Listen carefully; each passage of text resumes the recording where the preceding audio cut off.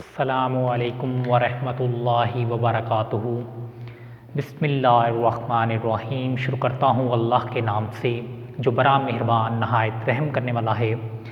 Students, class 10th chapter 7 और exercise 7.2 इंशाल्लाह आज हम स्टार्ट करेंगे।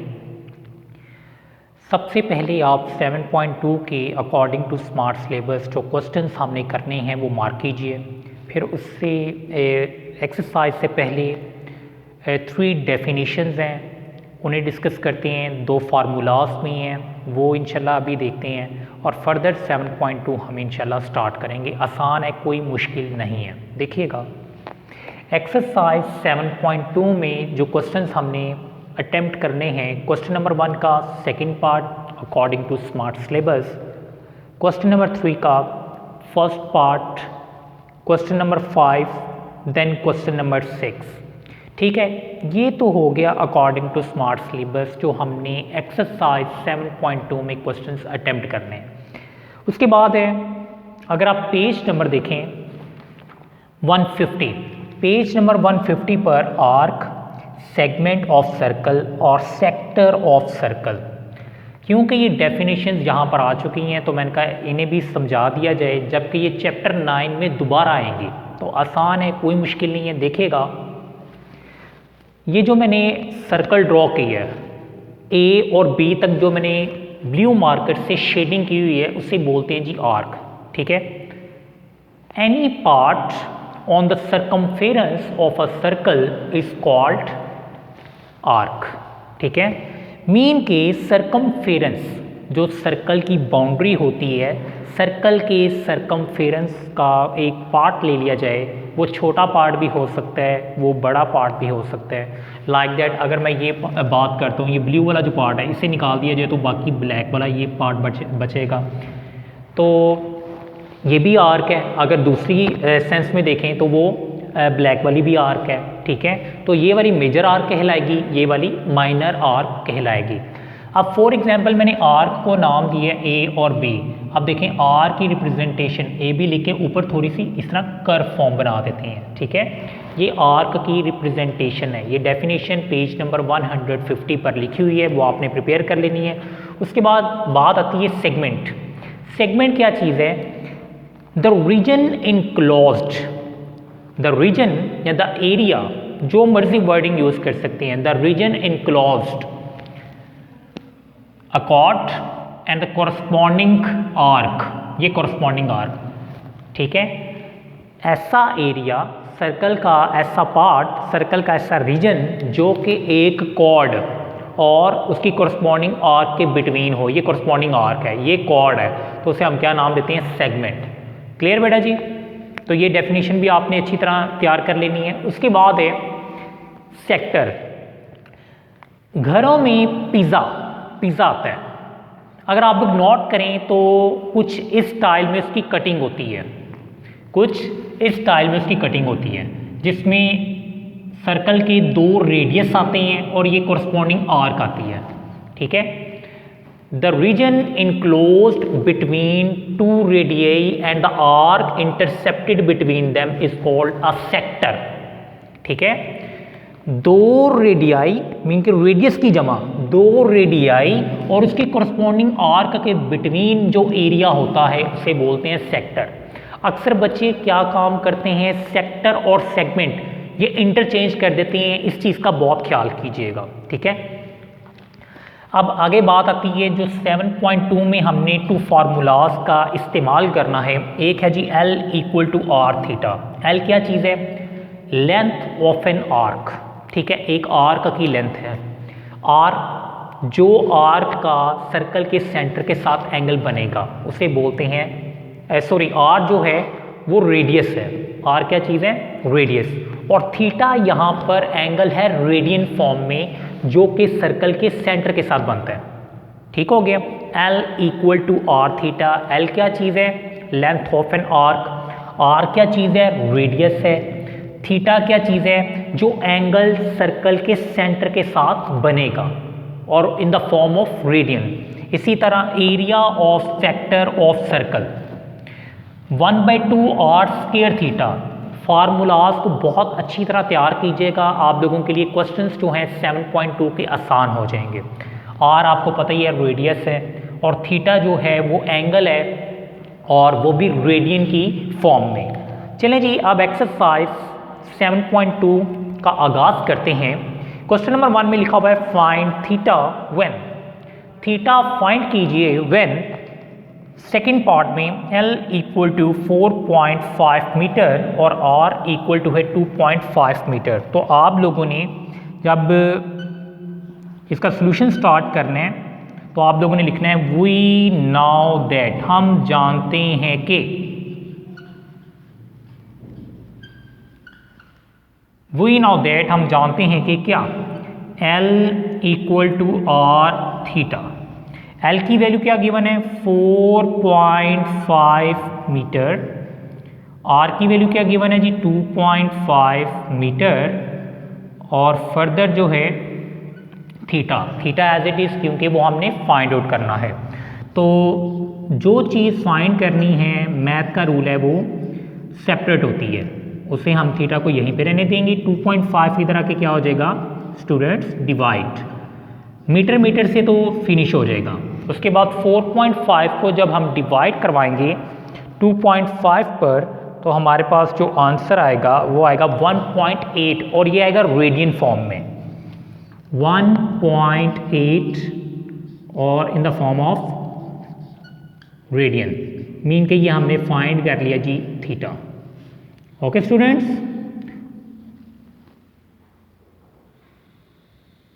It's your answer.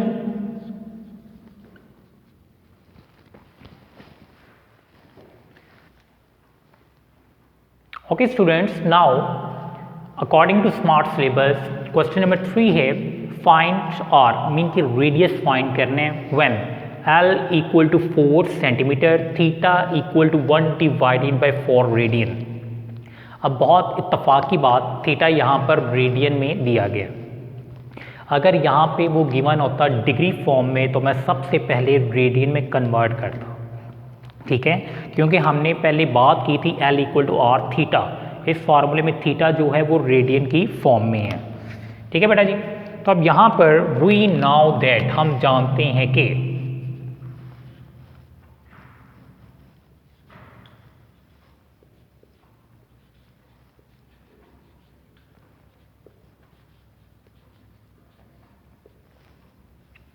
L equal to R theta. L की जगह उसकी वैल्यू जो गिवन है वो हमारे पास है जी 4 सेंटीमीटर, R हमने फाइंड करना है वो एज इट इज, थीटा की जगह 1 divided by 4 in the form of radian, understood है। अब स्टूडेंट्स एक तीर से दो शिकार, देखिएगा इस वाले R को जब मैं 1 से मल्टीप्लाई करूंगा तो अंडरस्टूड है R ही आ जाएगा, ये 4 इधर डिवाइड इधर आके क्या हो जाएगा जी मल्टीप्लाई, तो 4 सेंटीमीटर मल्टीप्लाई बाय 4। दोबारा रिपीट कर रहा हूँ, देखिएगा R को जब 1 से मल्टीप्लाई करेंगे R आ जाएगा, 4 इधर डिवाइड फॉर्म में इधर आके क्या हो जाएगा मल्टीप्लाई, 4 4 द 16 centimetre equal to R। Students ये हमारा आंसर आ चुका है और ये very very important short question है, ठीक है। तो मैं इसके ऊपर जो है इंपॉर्टेंट का साइन भी मेंशन कर देता हूँ जो कि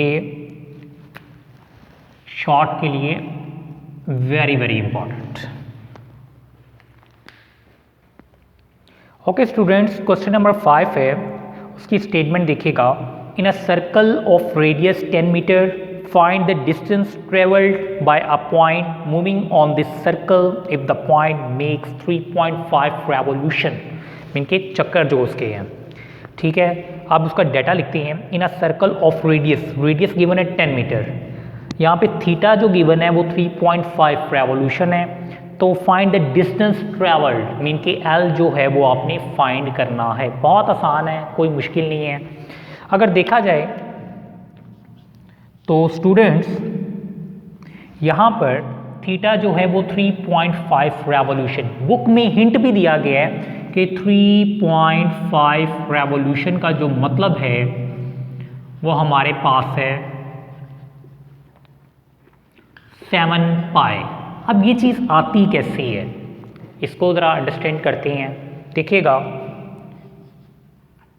थीटा अंडरस्टूड हो गया 7 पाई, जो कि बुक में हिंट भी दिया गया है, लेकिन अगर बोर्ड के एग्ज़ाम में या फॉर एग्जांपल स्कूल के टेस्ट में ये क्वेश्चन आता है तो ये तो हिंट तो नहीं ना आएगा। तो ये चीज़ देखिएगा, अच्छे तरीके से इसे अंडरस्टैंड कीजिएगा काइंडली। अगर मैं रेडियन की फॉर्म में बात करता हूँ, ये आ गया फर्स्ट रेवोल्यूशन, मीन के एक चक्कर हो गया, ठीक है। इधर से मुझे एंगल क्या मिल गया, 2 पाई। फिर उसके बाद सेकेंड रेवोल्यूशन,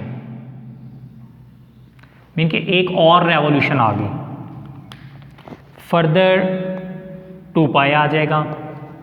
फिर फर्दर जो है एक और रेवोल्यूशन जो कि मेरे पास थर्ड वाली रेवोल्यूशन होगी, तो यहाँ पर आ जाएगा 2 पाई, जबकि मुझे कितनी चाहिए 3.5, मीन के फर्दर एक हाफ चाहिए, हाफ रेवोल्यूशन, फर्दर एक हाफ रेवोल्यूशन। ये मैं डिफरेंट मार्कर्स इसलिए इस्तेमाल कर रहा हूँ कि आपको अच्छे से समझ आ जाए।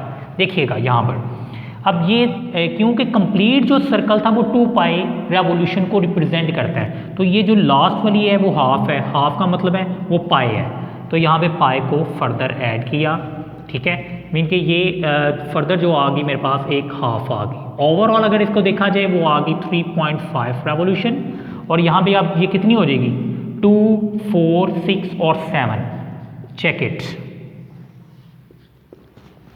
ठीक है स्टूडेंट्स। अब जो है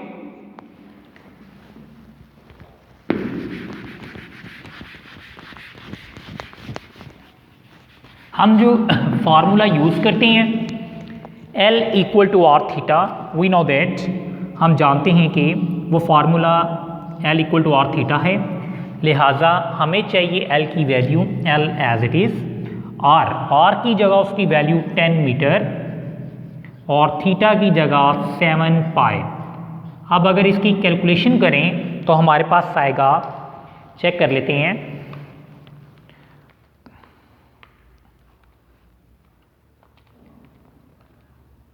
219.8, इन शॉर्ट राउंड ऑफ करने के बाद 220 मीटर, तो L की वैल्यू क्या आ जाएगी 220 और metre after round off, it's your answer. Okay students, now question number 6, according to smart syllabus, what is the circular measure of the angle between the hands of the watch at 3 o'clock? Mean कि जो हमने ये घड़ी पहनी हुई है हाथ में, ठीक है, जो मेरे आप देख भी सकते हैं, तो आपकी आसानी के लिए मैंने ये क्लॉक भी बना दी है, और ये वो पूछना चाह रहा है कि तब एंगल क्या होगा जब पूरे 3 बजे हों।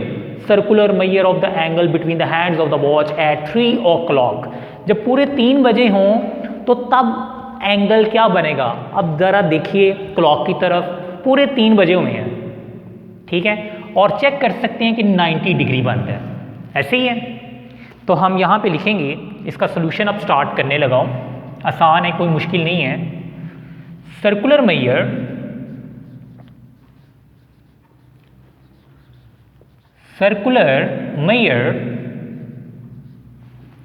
of the angle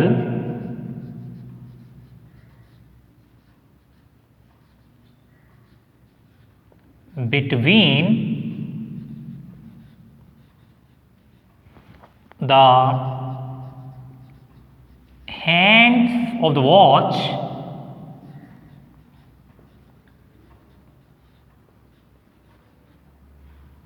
at 3 o'clock। तो आपने नोट किया अकॉर्डिंग टू वॉच, मैंने इसलिए यहाँ पे वॉच बनाई थी कि कितने डिग्री का एंगल था 90 डिग्री, जब 3 बजे हुए थे। ज़ाहिर बात है 3 बजने का मतलब ये है कि छोटी वाली जो स्मॉल नीडल है वो 3 पर होगी और बड़ी जो लार्ज नीडल है वो 12 के ऊपर होगी। अब आंसर आपने डिग्री में नहीं देना, रेडियन फॉर्म में देना है, ठीक है। तो हमने पहले भी सीखा है कि 90 मल्टीप्लाई बाय 180 से आप क्या कर दोगे, मल्टीप्लाई करवा दोगे, और यहाँ पे आ जाएगा रेडियन।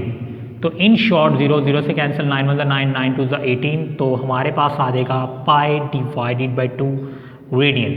ठीक है स्टूडेंट्स, ये हमारा आंसर आ चुका है और अल्हम्दुलिल्लाह क्वेश्चन नंबर 6 हमने कंप्लीट भी कर ली है। इसी के साथ एक्सरसाइज 7.2 जो है वो कंप्लीट होती है और आपने अच्छे से प्रैक्टिस करनी है, क्योंकि practice makes a man perfect. बार बार ये मैं वर्डिंग यूज़ करता हूँ, रीज़न ये है कि मैथ के लिए जितनी प्रैक्टिस कर सकते हैं वो आपके लिए बहुत अच्छी होगी। ठीक है बेटा, दुआ में याद रखिएगा। अल्लाह हाफिज़ एंड टेक केयर।